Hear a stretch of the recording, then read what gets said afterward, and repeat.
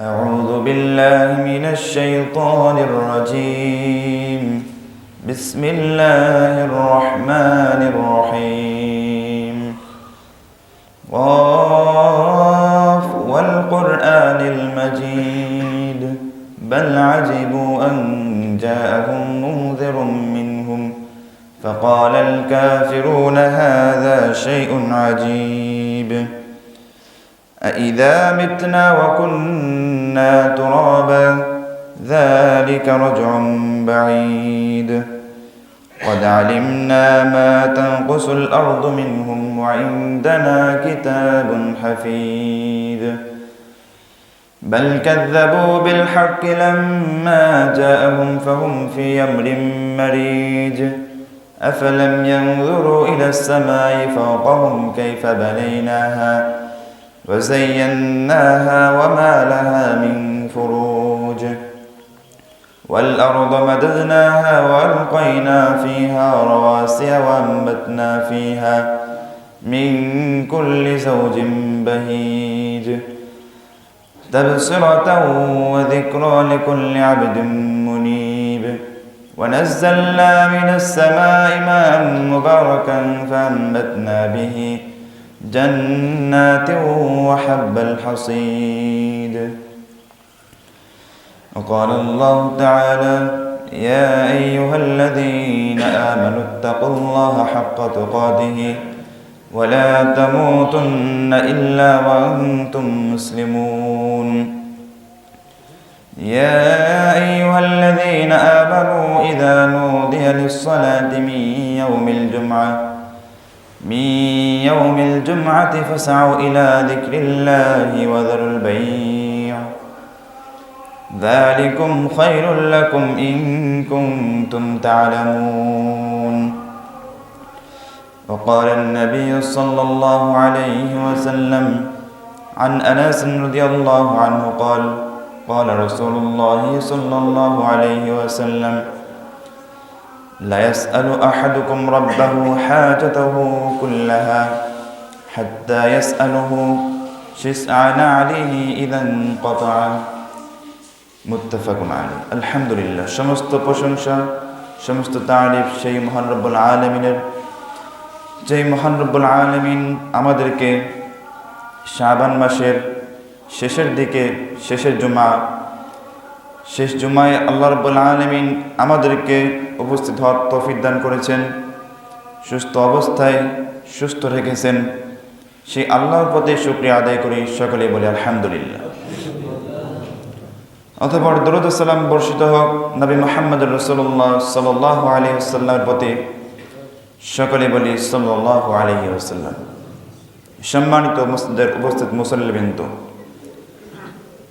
আজকে জুমায় যে আমরা উপস্থিত হয়েছি সেই সময়টা হচ্ছে শাবান মাসের শেষের জুমা এবং শাবান মাসের শেষের পরেই রমজান মাস। সেই রমজান মাস সামনে রেখে সংক্ষিপ্ত কিছু আলোচনা রাখব এবং সেই রমজান মাসে আমাদের করণীয় কি কি সে বিষয় নিয়ে সংক্ষিপ্ত কিছু আলোচনা রাখব। ওমা তৌফিক ইল্লা বিল্লাহ আলাইহি তাওয়াক্কালতু ওয়া ইলাইহি উনীব। সম্মানিত উপস্থিতি, আলোচনার শুরুতে বলতে চাই যে আপনারা কাতারের ফাঁকা জায়গাগুলো পূরণ করে বসুন। কাতারের ফাঁকা জায়গাগুলো পূরণ করে বসুন।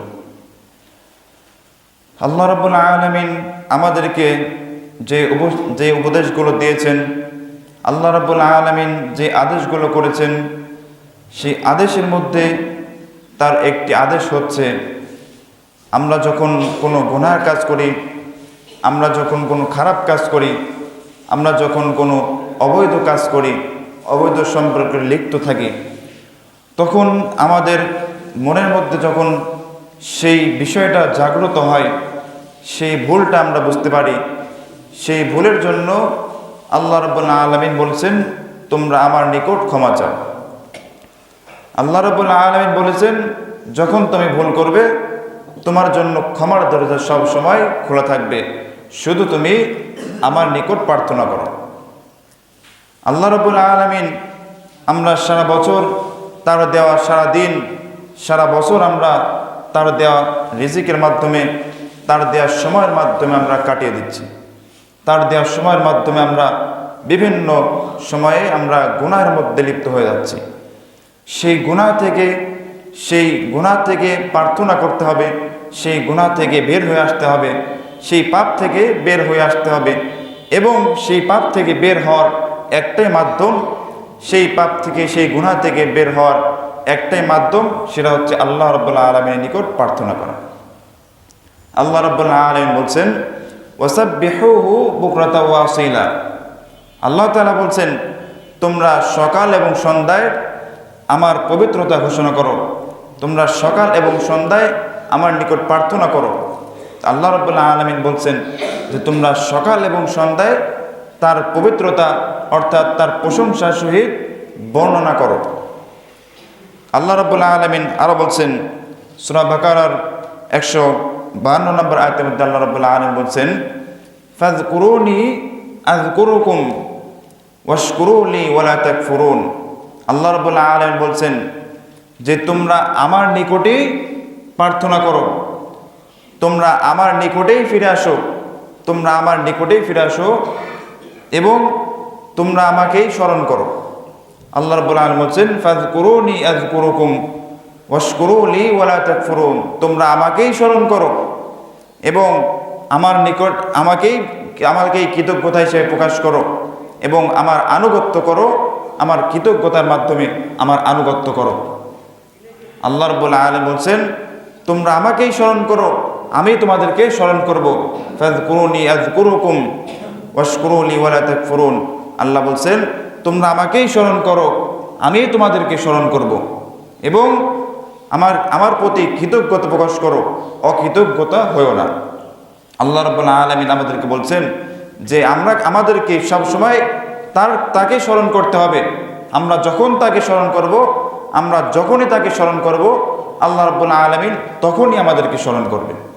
আর আমরা যদি তার স্মরণ থেকে বিমুখ হয়ে থাকি, আমরা যদি তাকে স্মরণ না করি, তাহলে আল্লাহ রাব্বুল আলামিন আমাদেরকে স্মরণ করবেন না। এবং সব সময় তার নিকটেই প্রার্থনা করতে হবে, তার নিকটে চাইতে হবে। যত বড় চাওয়া, যত ছোট চাওয়া হোক, যত বড় চাওয়া হোক, তার নিকটেই চাইতে হবে। আল্লাহ রাব্বুল আলামিন আরও বলেন যে রাসূল সাল্লাল্লাহু আলাইহি সাল্লামকে বলছেন যে যখন আপনাকে আমার বিষয়ে জিজ্ঞাসা করবে, যখন আপনাকে আমার বিষয়ে জিজ্ঞাসা করবে, আপনি তাদেরকে বলে দিন যে আমি তাদের নিকটেই আছি, আমি তাদের নিকটেই আছি। এবং যখনই সে আমাকে স্মরণ করে, যখনই সে আমার কাছে প্রার্থনা করে, আমি তার প্রার্থনা তখনই কবুল করি। তাহলে আমরা যদি আল্লাহ রাসূল সাল্লাল্লাহু আলাইহি সাল্লামকে বলে দিচ্ছেন যে আমার বিষয়ে যখন আপনাকে কোনো বিষয় জিজ্ঞাসা করবে, তখন আপনি তাদেরকে বলে দিন যে আমি তাদের নিকটেই আছি, আমি তাদের নিকটেই আছি। যখনই সে আমার কাছে প্রার্থনা করবে, তখনই তার প্রার্থনা আমি কবুল করব। তাহলে আমাদেরকে কি করতে হবে? সব সময় তার নিকট প্রার্থনা করতে হবে। আমরা অনেক গুনাহ করেছি, আমাদের 60-70 বছরের জীবনে অনেক গুনার মধ্যে লিপ্ত হয়েছি। জানা অজানা যত গুনাহ আছে, সমস্ত গুনাহ থেকে আল্লাহর নিকট প্রার্থনা করতে হবে এবং ওই গুনাহ আল্লাহ রাব্বুল আলামিন সঙ্গে সঙ্গে ক্ষমা করে দিবেন। যদি আপনি আল্লাহর কাছে চান, তাহলে আল্লাহ আপনাকে দিবেন, আর যদি আপনি আল্লাহর কাছে না চান, তাহলে আল্লাহ আপনাকে দিবেন না। এই জন্য আমরা যখনই কোনো বিপদের মধ্যে পড়ব, আমরা যখনই কোনো অভাবের মধ্যে পড়ব, যখন ছোট কোনো সমস্যার মধ্যেও যদি আমরা পড়ি, সেই সময়েও আল্লাহ রাব্বুল আলামিনকে স্মরণ করতে হবে। সেই সময়েও আল্লাহ রাব্বুল আলামিনের কাছে প্রার্থনা করতে হবে, আল্লাহ রাব্বুল আলামিনের কাছে চাইতে হবে আমি এই বিপদে পড়তে পড়েছি, আপনি আমাকে সাহায্য করুন। আল্লাহর কাছে এই প্রার্থনা করতে হবে, তাহলেই আল্লাহ রাব্বুল আলামিন কোনো না কোনো মাধ্যমে আপনাকে সাহায্য করবেন। সম্মানিত উপস্থিতি, আল্লাহ রাসূল সাল্লাল্লাহু আলাইহি সাল্লাম বলছেন, আনাস রাদিয়াল্লাহু আনহু থেকে বর্ণিত, তিনি বলেন রাসূল সাল্লাল্লাহু আলাইহি সাল্লাম বলেছেন, লা ইয়াসআলু আহাদুকুম রাব্বাহু হাজাতাহু কুল্লাহা হাত্তা ইয়াসআলুহু শিসআনা আলাইহি ইদান কতআ। আল্লাহ রাসূল সাল্লাল্লাহু আলাইহি সাল্লাম বলছেন যে যখন তোমরা কোনো বিপদে পড়বে,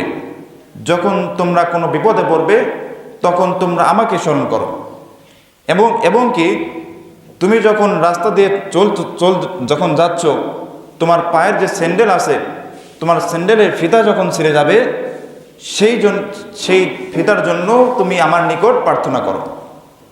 আনাস রাদিয়াল্লাহু আনহু থেকে তিনি বলছেন, রাসূল সাল্লাল্লাহু আলাইহি ওয়াসাল্লাম বলেছেন যে তোমরা ছোট হোক অথবা বড় হোক, ছোট সমস্যা হোক অথবা বড় সমস্যা হোক, সেই সমস্যার কথা কাকে বলতে হবে? আল্লাহ রাব্বুল আলামিনের কাছে বলতে হবে। এবং কি তোমার যখন স্যান্ডেলে ফিতা ছিঁড়ে যাবে, সেই স্যান্ডেলে ফিতার জন্য তুমি তাকে স্মরণ করো। সম্মানিত উপস্থিতি, আমরা যখন কোন বিপদে পড়ি, আমরা যখন কোনো সমস্যার মধ্যে পড়ি, তখন আমাদের সেই বিপদের কারণে, সেই বিপদের চিন্তার কারণে আমরা সেই আল্লাহকে ভুলে যাই। আমরা সেই আল্লাহকে স্মরণ করার কথাই ভুলে যাই। সর্বপ্রথম আমরা যখন টাকার প্রয়োজন হয়, তখন আমরা ভাই ব্রাদারের কাছে যাই, তখন আমরা বড় বড় ব্যবসায়ীদের কাছে যাই, গিয়ে সাহায্য চাই। অথচ আমরা আল্লাহর কাছে চাই না। আল্লাহর কাছে আমরা চাই না। সেই সময় যদি আল্লাহর কাছে আমরা না চাই, তাহলে আল্লাহ রাব্বুল আলামিন আপনাকে কীভাবে সাহায্য করবেন? আবু হুরায়রা রাদিয়াল্লাহু আনহু থেকে বর্ণিত, তিনি বলছেন, অপর এক বর্ণনা তিনি বলছেন, রাসূল সাল্লাল্লাহু আলাইহি সাল্লাম বলেছেন যে রাসূল সাল্লাল্লাহু আলাইহি সাল্লাম বলেছেন, একজন বান্দা যখন আল্লাহকে স্মরণ করে, তখনই আল্লাহ রাব্বুল আলামিন তাকে স্মরণ করেন। যখন কোনো বান্দা আল্লাহকে মনে মনে স্মরণ করেন, আল্লাহ রাব্বুল আলামিনকে যখন ওই ব্যক্তি মনে মনে স্মরণ করে, আল্লাহ রাব্বুল আলামিনও তাকে মনে মনে স্মরণ করেন।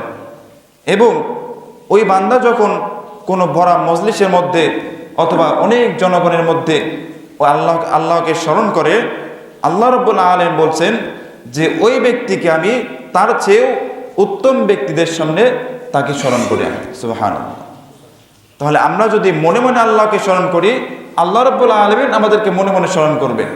আর আমরা যদি ভরা মজলিসের মধ্যে, ভরা মানুষের মধ্যে যদি আমরা স্মরণ করি, তাহলে আল্লাহ রাব্বুল আলামিন বলছেন যে ওই ব্যক্তিকে যে স্মরণ করছে, ওই ব্যক্তিকে আমি তার উত্তম ব্যক্তিদের সামনে তার কথা স্মরণ করি। তাহলে আমরা যদি সেই ভরা মজলিসের মধ্যে অথবা অনেক জনগণের মধ্যে যদি আমরা আল্লাহকে স্মরণ করি, আমরা যদি তাকে স্মরণ করি, তাহলে আল্লাহ রাব্বুল আলামিন সেই উত্তম ব্যক্তিদের সামনে আমাকে স্মরণ করে, আমাকে আপনাকে স্মরণ করবে। অথচ আমরা সব সময় যেই বিপদে পড়ি, চলার পথে কোনো বিপদে পড়লে আমরা আল্লাহকে স্মরণ না করে আরেকজনের কাছে ফোন লাগাই। আমরা আল্লাহকে স্মরণ না করে আরেকজনের কাছে আল্লাহকে স্মরণ না করে আরেকজনের কাছে সাহায্য চাই। তাহলে এই অবস্থায় যদি আমরা আল্লাহকে স্মরণ না করি, তাহলে আল্লাহ রাব্বুল আলামিন আমাদেরকে স্মরণ করবেন না। আপনি যত বড় বিপদের মধ্যে পড়ুন, সর্বপ্রথম আপনার স্মরণ যাবে আল্লাহর কাছে। আপনার যত ছোট বিপদ হোক, যত ছোট সমস্যা হোক, সেই ছোট্ট একটা সমস্যার জন্যও আল্লাহর কাছে প্রার্থনা করতে হবে, আল্লাহর কাছে চাইতেই হবে। আর যদি আপনি ওই ছোট্ট একটি সমস্যার কারণে যদি আপনি আল্লাহর কাছে না চান, আপনি যদি অন্য কাউকে স্মরণ করেন, তাহলে উনি কিন্তু আপনাকে স্মরণ করবেন না।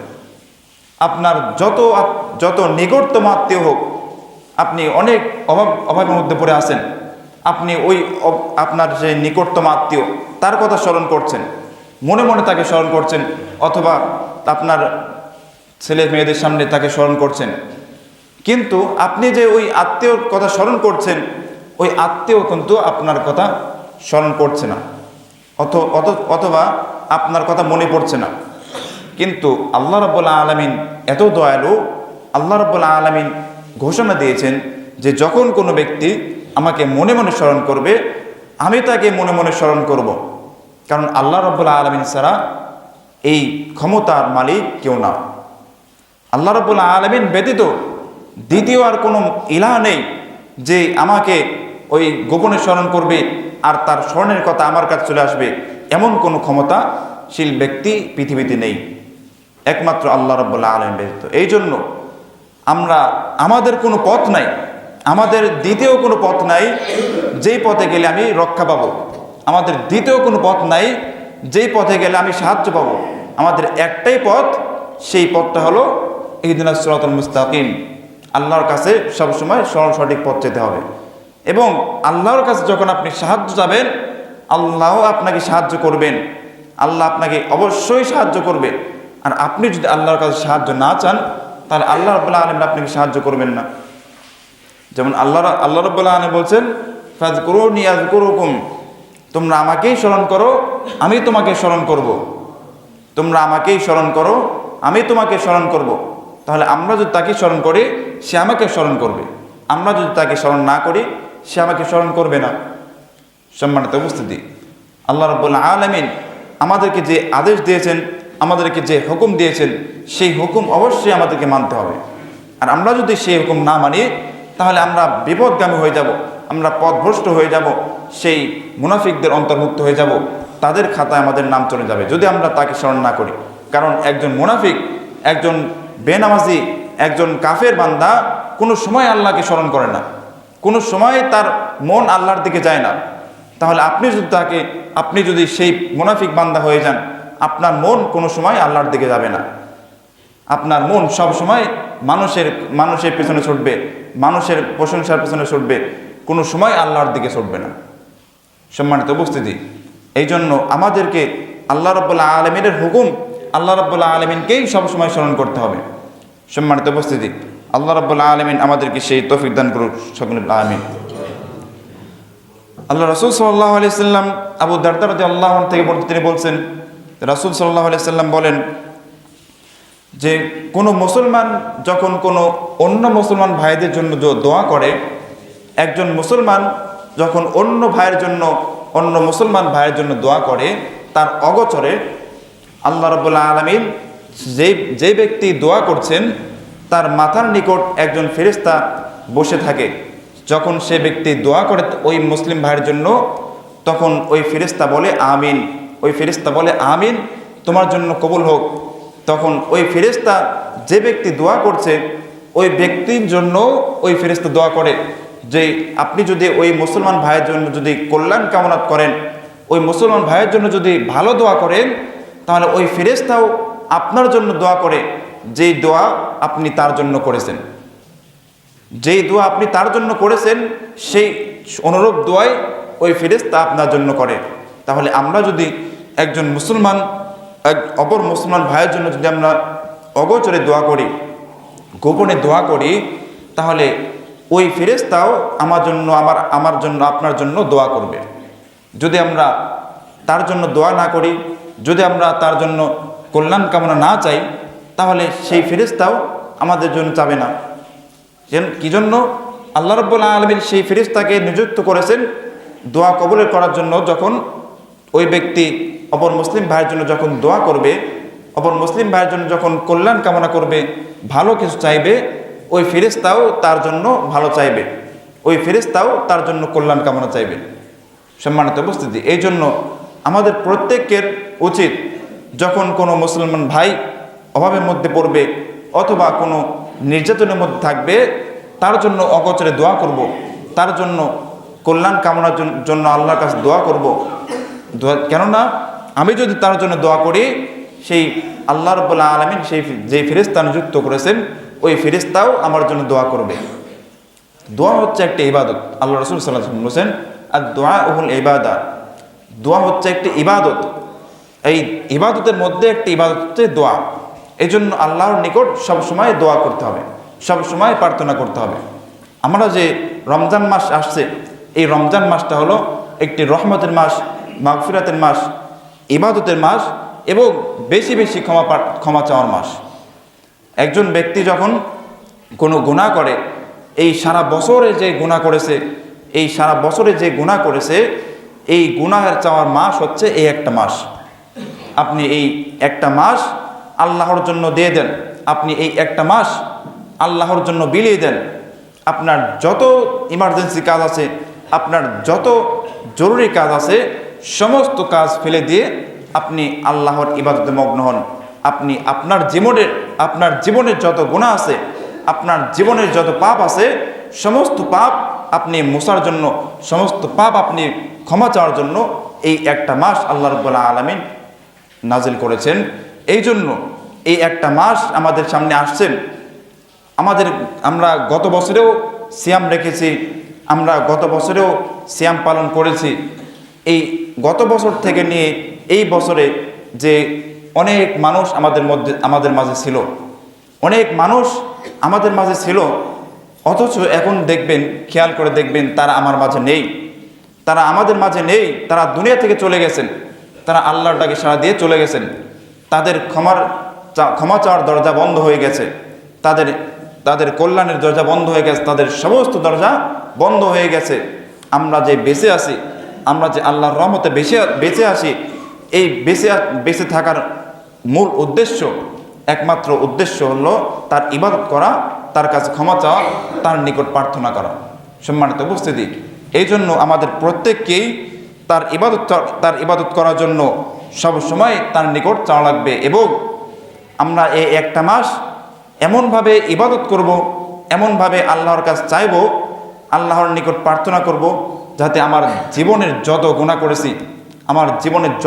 করেছি সমস্ত গুনাহ যেন আল্লাহ রাব্বুল আলামিন মাফ করে দেন, এমনভাবে আল্লাহর কাছে দোয়া করতে হবে। সম্মানিত উপস্থিতি, আল্লাহ রাব্বুল আলামিন আমাদেরকে সেই তৌফিক দান করুন, সকলে বলে আমিন। জাবের রাদিয়াল্লাহু আনহু থেকে বর্ণিত, তিনি বলেন, রাসূল সাল্লাল্লাহু আলাইহি ওয়াসাল্লাম বলেছেন যে আল্লাহ রাব্বুল আলামিন একজন বান্দাকে কেমন স্মরণ করেন। রাসূল সাল্লাল্লাহু আলাইহি ওয়াসাল্লাম বলছেন, একজন ব্যক্তি যখন আল্লাহর নিকট একটি আমল নিয়ে, একটি ভালো কাজ নিয়ে উপস্থিত হন, আল্লাহ রাব্বুল আলামিন ওই ব্যক্তির সামনে তার চেয়ে 10 গুণ পুরস্কার নিয়ে উপস্থিত হন। একজন ব্যক্তি যখন একটি ভালো কাজ নিয়ে আল্লাহর সামনে উপস্থিত হন, তাহলে আল্লাহ রাব্বুল আলামিন ওই ব্যক্তির সামনে তার চেয়ে 10 গুণ ভালো সওয়াব নিয়ে তার সামনে উপস্থিত হন, এবং তার চেয়েও আল্লাহ রাব্বুল আলামিন বেশি দেন। এবং কোনো বান্দা যখন একটি খারাপ কাজ নিয়ে, একটি মন্দ কাজ নিয়ে যখন আল্লাহর সামনে উপস্থিত হন, আল্লাহ রাব্বুল আলামিন চাইলে তাকে ক্ষমা করে দেন। আর আল্লাহ রাসূল সাল্লাল্লাহু আলাইহি ওয়াসাল্লাম বলছেন যে যখন কোনো বান্দা আল্লাহর নিকট, যখন কোনো বান্দা আল্লাহর রাস্তায় এক বেগত এগিয়ে যায়, আল্লাহ রাব্বুল আলামিন তার কাছে এক হাত এগিয়ে আসেন। আল্লাহ রাব্বুল আলামিনের নিকট কোনো বান্দা যখন এক হাত এগিয়ে যায়, আল্লাহ রাব্বুল আলামিন তার কাছে এক বাহু সমপরিমাণ এগিয়ে আসেন।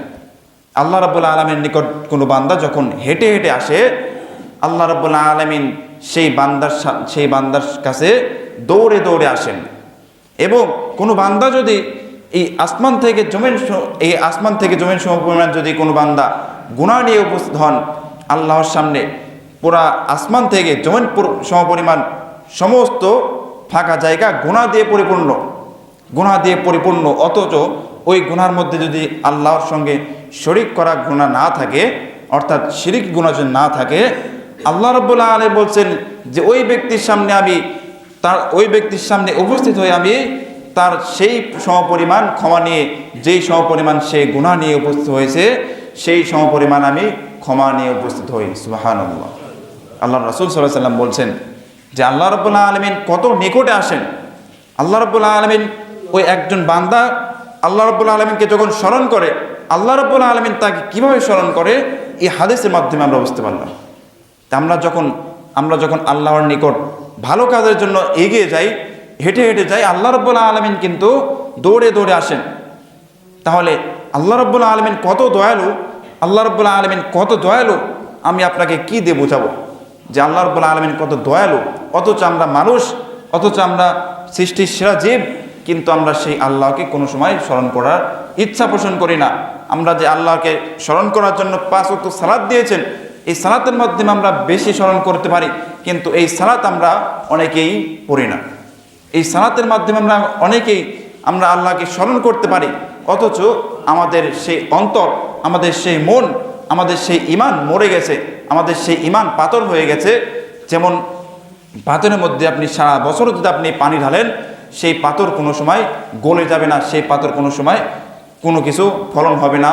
তেমনি আমাদের ঈমান এমন শক্ত হয়ে গেছে, আমাদের ঈমান এত পরিমাণ শক্ত হয়ে গেছে যে আল্লাহর ভয় আপনাকে দিলেও সেই আপনার ঈমান মজবুত হচ্ছে না।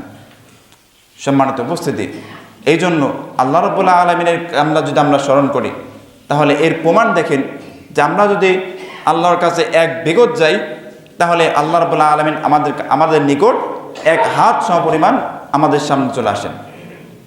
আমরা যদি তার এক হাত নিকট যাই, এক বাহু সমপরিমাণ এগিয়ে আসেন, আমরা যদি হেঁটে যাই, আল্লাহ রাব্বুল আলামিন দৌড়ে আসেন, তাহলে আমাদের যে জীবনে যত গুনাহ আছে, আমাদের জীবনে যত গুনাহ আছে, সমস্ত গুনাহ মাফ চাইতে হবে। সমস্ত গুনাহ মাফ চাওয়ার জন্যই আল্লাহ রাব্বুল আলামিন বলেছেন ইন্নাহু কানা তাওয়াবা। আল্লাহ রাব্বুল আলামিন নিশ্চয়ই তিনি অধিক তাওবা গ্রহণকারী। আপনি কত পাপ করেছেন, আপনি কত গুনাহ করেছেন, আপনার গুনাহ করতে করতে করতে করতে এই জমিন থেকে আসমানে ঠেকে গেছে, আপনি তাও আপনাকে আল্লাহর কাছে ক্ষমা চাইতে হবে। আপনি ওই গুনাহ নিয়ে আপনি তার কাছে উপস্থিত হন, ওই গুনাহ নিয়েই আপনি তার কাছে উপস্থিত হন, আল্লাহ আপনার কাছে ওই সমপরিমাণ ক্ষমা নিয়ে উপস্থিত হবে। কিন্তু আমরা মনে করি যে এত বড় একটা অপরাধ করে ফেলেছি, আমি যদি আল্লাহর কাছে যাই, আল্লাহ কি ক্ষমা করবেন? আমাদের মনের মধ্যে সন্দেহ থেকে যায়। আল্লাহ রাব্বুল আলামিন অবশ্যই ক্ষমা করবেন। আপনি শুধু আল্লাহর কাছে চান, আপনি শুধু আল্লাহর কাছে তওবা করুন, আপনি শুধু আল্লাহর কাছে চান, আল্লাহ রাব্বুল আলামিন অবশ্যই ক্ষমা করবেন। সম্মানিত উপস্থিতি, আন আয়েশা রাদিয়াল্লাহু আনহা قال رسول الله صلى الله عليه وسلم يقول ما من ساعة لا يسأل أحدكم ربه حاجته كلها من ويسأله نعلة। আন আয়েশা রাদিয়াল্লাহু আনহা তিনি বলছেন, আয়েশা রাদিয়াল্লাহু আনহা বলছেন যে যখন কোনো আদম সন্তান কোনো আদম সন্তান যখন দুনিয়াতে কোনো একটা সময় ব্যয় করলো, কোনো আদম সন্তান যখন দুনিয়াতে একটা সময় ব্যয় করলো, ওই যে একটা সেকেন্ড যে ব্যয় করলো অথবা একটা মিনিট যে ব্যয় করলো, ওই একটা মিনিট অথবা একটা সেকেন্ডের মধ্যে যে যদি আল্লাহর কথা স্মরণ না থাকে, তাহলে ওই ব্যক্তি কিয়ামতের দিন ওই একটা সময়ের জন্য, ওই এক মিনিটের জন্য, এক সেকেন্ডের জন্য কাল কিয়ামতের মাঠে ওই ব্যক্তি আফসোস করবে। সম্মানিত উপস্থিতি, এই হাদিস দ্বারা আমরা বুঝতে পারলাম যে আমরা যে সময়, যে সকাল থেকে নিয়ে সন্ধ্যা পর্যন্ত যে সময়টা আমরা পাই, যে সময়টা আল্লাহ আমাদেরকে দেয়, এই সময়ের মধ্যে যদি আমরা আল্লাহর কথা স্মরণ না করি, এই সময়ের মধ্যে যদি আমরা আল্লাহর কথা ভুলে যাই, তাহলে এই সময়ের জন্য আমরা কাল কিয়ামতের মাঠে আফসোস করব। এই সময়ের জন্য আমরা কাল কিয়ামতের মাঠে আফসোস করব যে একটা নেকির জন্য আমরা যেমন আফসোস করব, তেমনই আমরা মনে মনে বলবো যে যদি আমরা এই একটা সময়, যদি আমরা এই একটা সেকেন্ড যদি আমি আল্লাহর কথা স্মরণ করতাম, এই একটা মিনিট যদি আমি দুনিয়াতে যদি আমি আল্লাহর কথা স্মরণ করতাম, তাহলে আজকে হয়তো আমি এখানে বাধাগ্রস্ত হয়ে যেতাম না, আর তাহলে আমি এখানে আটকে যেতে পারতাম না। তাহলে আমি যদি দুনিয়াতে এই একটা ঘন্টা যদি আমি এই একটা ঘন্টার মধ্যে যদি আমি আল্লাহকে স্মরণ করতাম, তাহলে হয়তো বা আমি এখানে বাধাগ্রস্ত হতাম না। সম্মানিত উপস্থিতি, এই আফসোস করে কাল কিয়ামতের মাঠে আমার আপনার কোনো লাভ হবে না, আমার আপনার কোনো লাভ হবে না। যখন আপনি যতই আফসোস করেন, আপনার কোনো লাভ হবে না। এর কারণ হচ্ছে দুনিয়াতে আপনি অনেক সময় পেয়েছেন, দুনিয়াতে আল্লাহ রাব্বুল আলামিন আপনাকে অনেক সময় দিয়েছে। কিসের জন্য? ক্ষমা চাওয়ার জন্য। কিসের জন্য? ইবাদত করার জন্য। কিসের জন্য? পরকালের জন্য। এত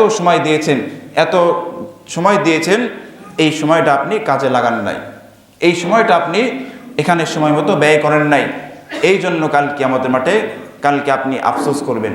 সম্মানিত উপস্থিতি, আল্লাহ রাব্বুল আলামিন আমাদের সকলকেই এমন একটা সময় যাতে ব্যয় না হয় যেখানে আল্লাহর কথা স্মরণ না হয়, এমন সময় যেন আমাদের জীবন